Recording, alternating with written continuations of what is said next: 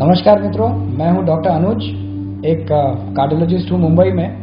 पर आज आपको एक बहुत ही गुह्य सत्य बताने के लिए कोशिश करने जा रहा हूं। भारतवर्ष में गुरुकुल कैसे खत्म हो गए, यहाँ पर कॉन्वेंट स्कूलों ने कैसे हमको बर्बाद किया, इसको एक छोटे से दृष्टांत के रूप में आपके सामने पेश करने की अनुमति चाह रहा हूँ। 1858 में इंडियन एजुकेशन एक्ट बनाया गया।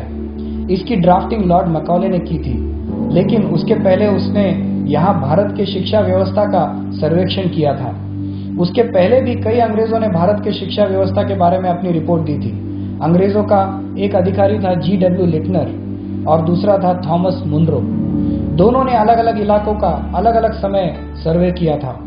1823 के आसपास की बात है। लिटनर, जिसने उत्तर भारत का सर्वे किया था, उसने लिखा है कि यहाँ 97% साक्षरता थी, और मुनरो, जिसने दक्षिण भारत का सर्वे किया था, उसने तो लिखा है कि वहां पर 100% साक्षरता थी।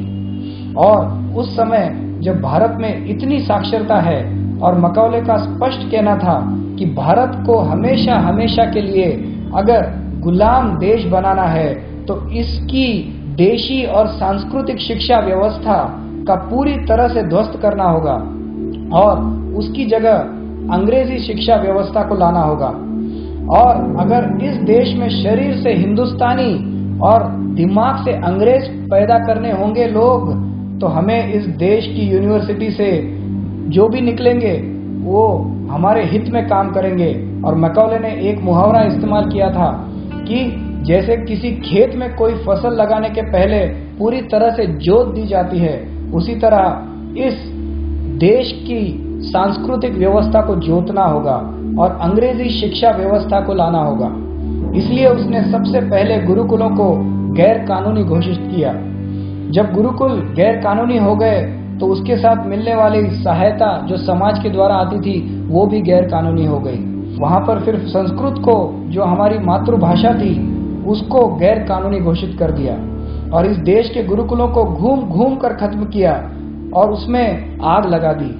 बहुत सारे गुरुओं को बेरहमी से मारा पीटा और उनको जेल में डाल दिया। 1850 तक इस देश में 7,32,000 गुरुकुल हुआ करते थे और उस समय इस देश में गांव थे 7,50,000।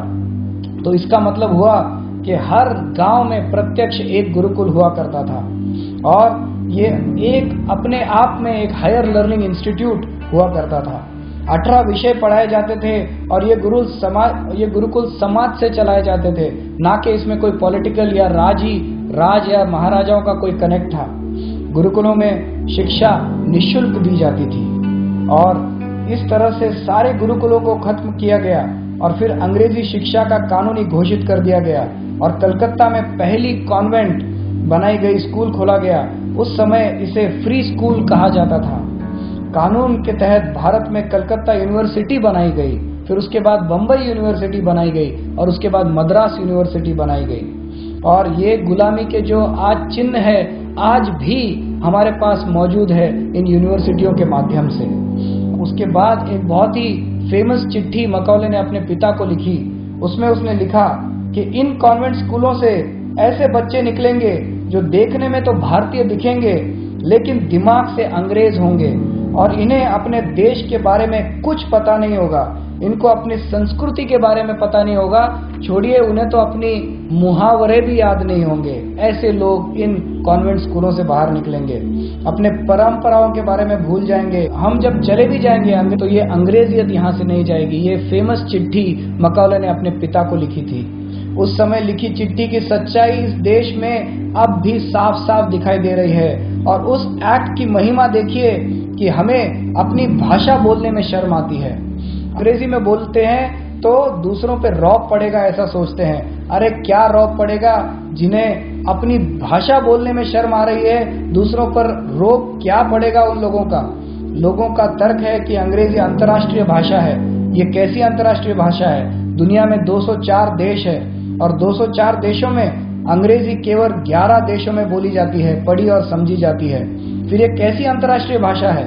शब्दों के मामले में भी अंग्रेजी समृद्ध नहीं, दरिद्र भाषा है। इन अंग्रेजों की जो बाइबल है वो भी अंग्रेजी में नहीं है।